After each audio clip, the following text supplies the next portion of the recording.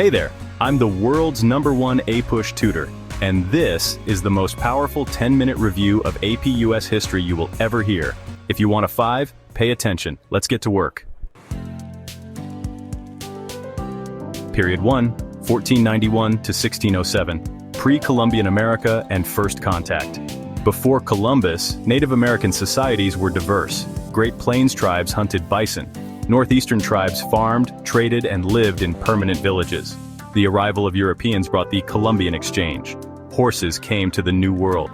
Smallpox devastated native populations. Spain, France, and England all explored, but for different reasons.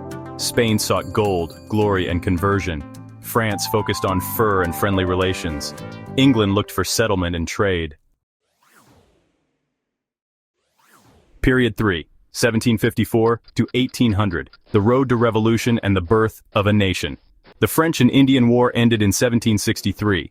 Britain gained land but also debt. The colonists were taxed. Stamp Act, Townshend Acts, Tea Act. No taxation without representation. Protests led to revolution. The Declaration of Independence, written in 1776, was inspired by Enlightenment ideas. The Articles of Confederation were weak. The Constitution fixed that. Checks and balances, federalism, Bill of Rights, political parties emerged, Federalists versus Democratic Republicans. Washington warned us about this. Sample question: why did the Articles of Confederation fail? Answer: they gave too much power to the states and created a weak central government. Period 4, 1800 to 1848, the age of Jefferson, Jackson, and reform. Jefferson wins in 1800, peaceful transfer of power, Louisiana Purchase doubles the country, War of 1812 boosts nationalism, era of good feelings? Kinda. But sectionalism grows. The market revolution changes everything. Steamboats, railroads, cotton gin, urbanization, immigration. Women begin to work in factories. Jackson becomes president. He loves the common man but hates the National Bank and Native Americans. Trail of Tears. Meanwhile, reform movements rise. Temperance, abolition, women's rights, Seneca Falls. Period 5, 1844 to 1877, manifest destiny to Reconstruction. Americans want land, all of it, from sea to shining sea. Mexican-American War gets us the Southwest.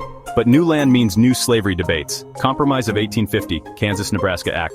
Dred Scott decision, it all explodes in 1861. Civil War, North versus South. Lincoln keeps the Union together. Emancipation Proclamation shifts the purpose. War ends in 1865. But Reconstruction is messy.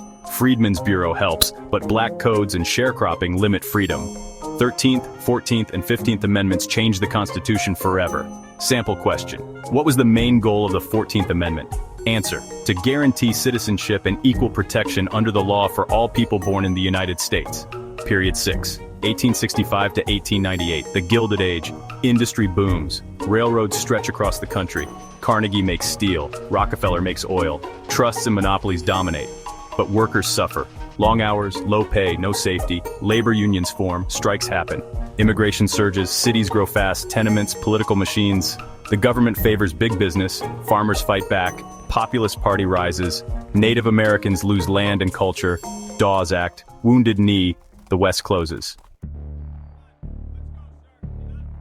Period 7, 1890 to 1945, progressives war and depression. Progressives fight corruption. Muckrakers expose the truth. Women win the right to vote. Trusts are busted. The U.S. enters World War I in 1917. Wilson says it's to make the world safe for democracy.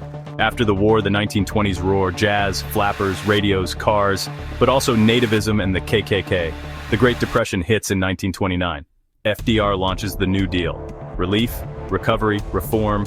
World War II begins. The U.S. joins after Pearl Harbor. Allies win. The U.S. drops atomic bombs on Japan. Sample question: what was the goal of the New Deal? Answer: to provide relief to the poor, recover the economy, and reform the financial system. Period 8, 1945 to 1980. Cold War America. U.S. and USSR face off. Capitalism versus communism. Truman Doctrine, containment, Korean War, Vietnam War, arms race, space race. Civil rights movement grows. Brown v. Board, Montgomery bus boycott, March on Washington, MLK, Malcolm X, feminism and environmentalism rise. Watergate scandal takes down Nixon. Distrust in government grows, but the U.S. remains a global superpower. Period 9, 1980 to present. Modern America. Reagan brings conservatism. Cold War ends in 1991. The US becomes the sole superpower. Globalization accelerates. The internet changes everything. 9/11 shocks the nation. War on terror begins. Economic recession in 2008. Social movements rise. Black Lives Matter. LGBTQ rights. Immigration debates. Climate change challenges. America evolves. The story continues. Final APUSH tips. Use HIP for sourcing documents, historical context, intended audience, purpose, point of view.